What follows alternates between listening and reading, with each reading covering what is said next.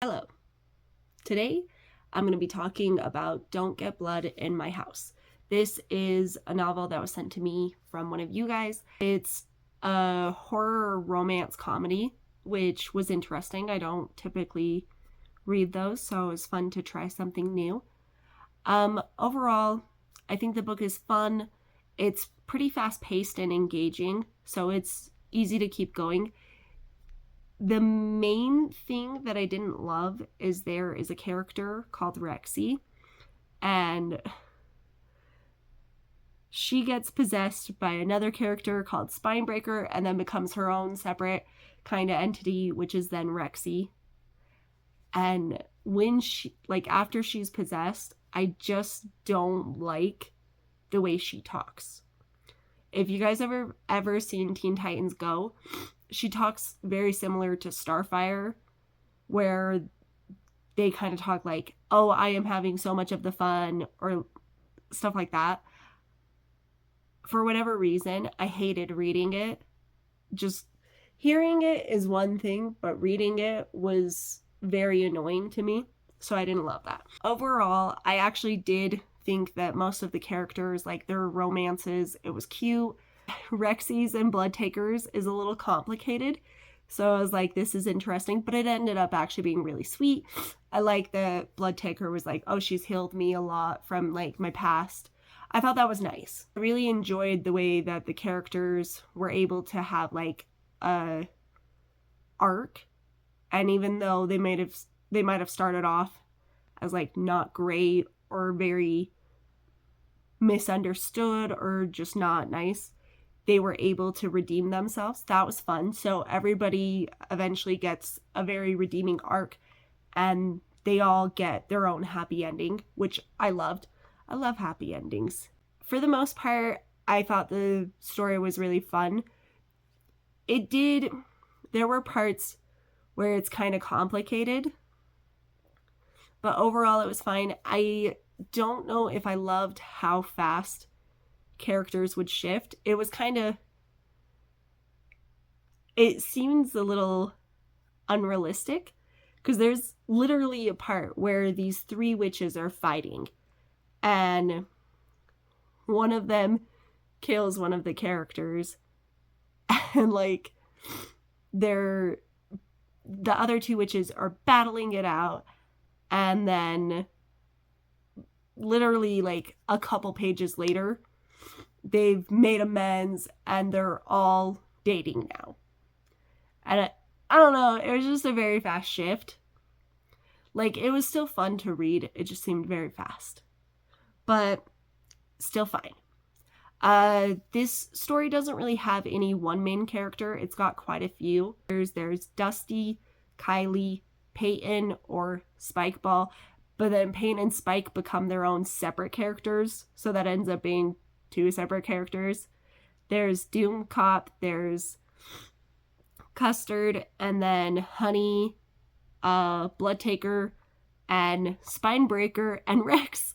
And Spinebreaker possesses the body of this other character and then becomes Rexy. So it's interesting. But all of their stories end up either being connected to everyone, or they're connected to the main three, which are Custard, Dakota, and Peyton. There were a lot of interesting dynamics. So there's one character where she was force-fed raw meat and ended up getting alien worm parasites, which was really interesting. They don't show up a ton in the novel, but that was very fun and unique. And then there's another character where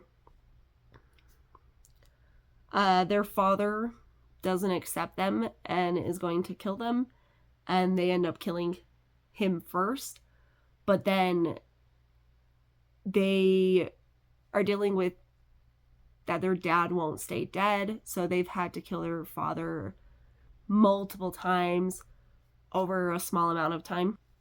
I like that they were able to eventually get peace. I don't know if it's the way that I would have wanted, but it's fine. When it's talking about the character who is having to continuously kill their father, they brought their father in a garbage bag, and when the father is starting to reanimate, it's gross. It's gross and it's creepy. That was a really good part because it's intense, because no one knows what's going on, and the character that was doing that thought that because they were in a magic mansion, that wouldn't happen, so everyone was surprised, and I feel like the author pulled that off really well. And then another thing I really thought was fun, it was actually very funny, and I liked it. So 2 of the characters, Dusty and Kylie, they've written a book, and they're trying to get a movie produced so that they can get enough knowledge, public knowledge out there, to try and help Dakota and Peyton, because they think that Custard is still evil, but she's not anymore. They are getting this movie set up and made, but it basically is horrible acting, horrible production. So the movie is coming off like a weird, bad adult movie. So it was just very funny to have that to break up some of the plot. I didn't mind that part. I thought it was funny. I also think it's super cute that the author, he wrote this and then had his wife edit it, and his wife snuck in a picture from their wedding photos. I thought that's such a fun little detail, and I really enjoyed that. Overall, I think this is a fun read. If you like romance and comedy, and you want a little bit of edge to it, I think this would be a fun one. I'm excited to see what the author puts out next. I may have to try a couple more of his books if he writes any more. So yeah, bye.